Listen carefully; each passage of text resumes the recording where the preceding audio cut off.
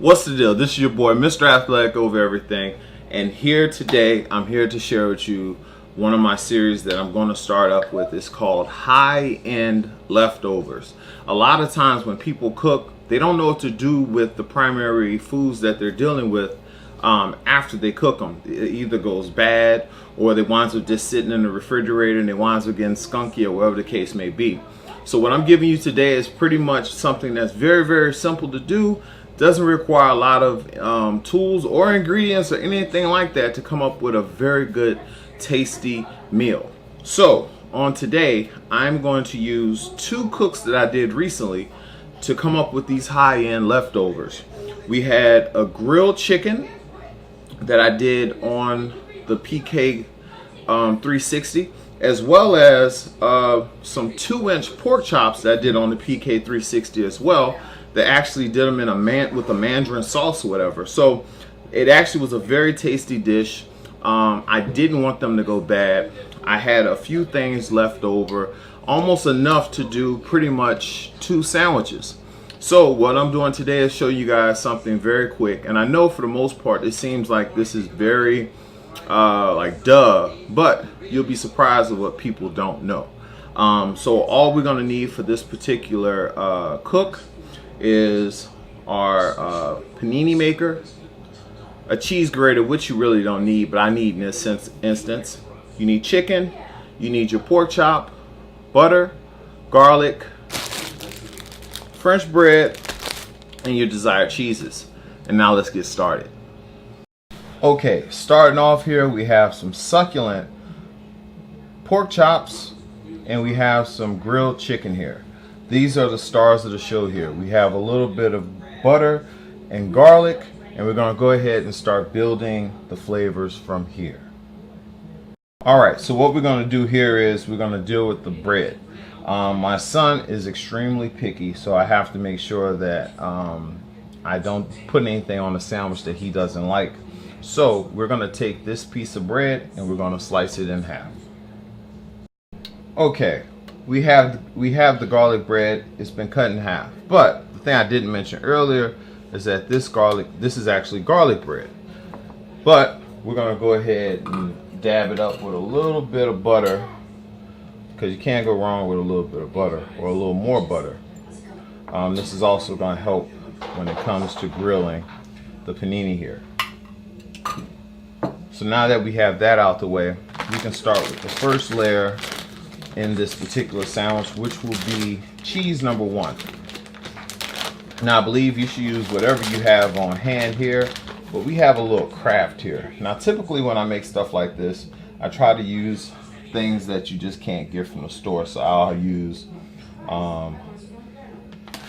excuse me, a better grade of cheese, but for this instance this will have to do. So we have the first layer down with the cheese. Alright, as I said before, this is straight out of the refrigerator. But what I'm going to do is to try to wake this up, because the breast can be a little dry. We're going to hit this up with a little bit of that garlic butter as well, because this is going to go in the microwave to warm up for a minute. But we have the pork as well as the chicken. And like I said, this is all preference. But for my preference, I want butter. This is not a healthy dish. This is something that was a leftover that we're rejuvenating and making it whole again. So let me put this in the microwave and I'll be right back.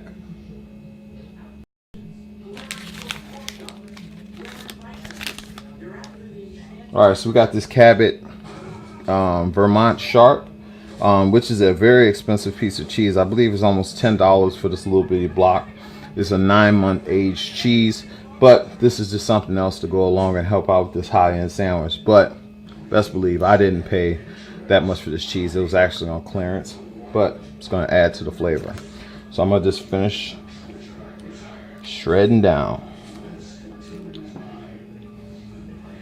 Alright, the chicken and the pork chops are out of the microwave. They've been rejuvenated. Some of the juice is actually rendered in there.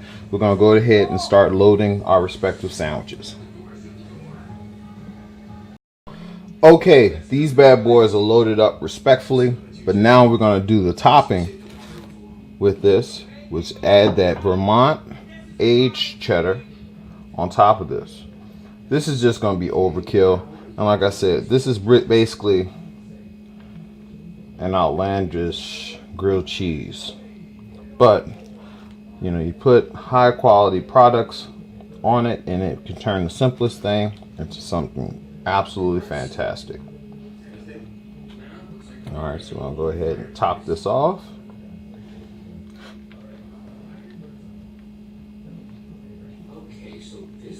Alright, so now this bad boy is ready for the panini maker.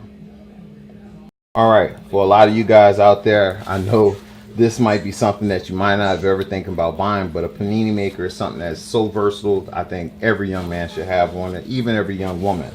But with this, all we're going to do is put this bad boy on there, and we're going to let it go for about a minute or so. This one in particular actually has like an indicator on it, but when it turns green, it's typically time to raise up, and if you have to put it back under there again, you do so. Okay, this bad boy here is almost ready to take off.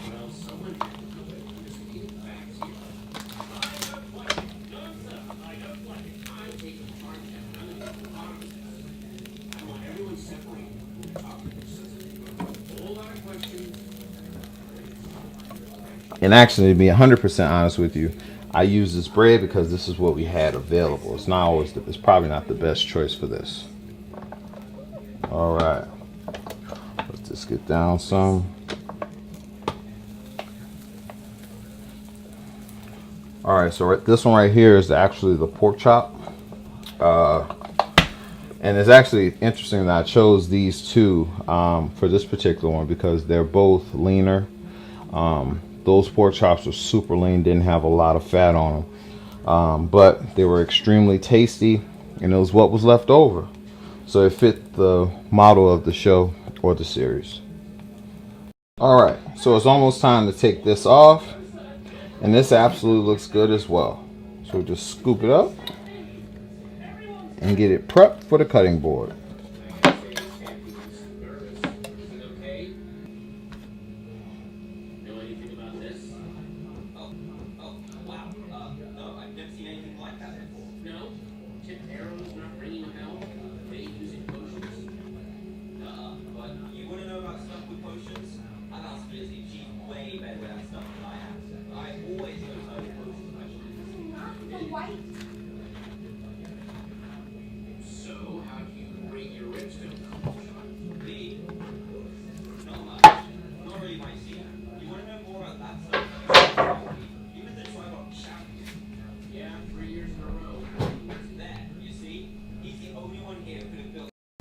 All right, and there we have it.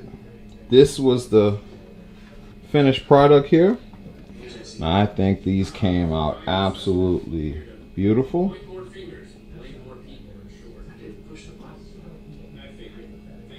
And you can't go wrong with a grilled cheese, but especially when you're gonna have nice smoked chicken as well as pork chops on it. You can't do much better than that. And like I said, this was nothing but a leftover. So it's like you can't beat that. So instead of throwing stuff out or rushing to the store to buy something new, just explore your refrigerator for your high-end leftovers.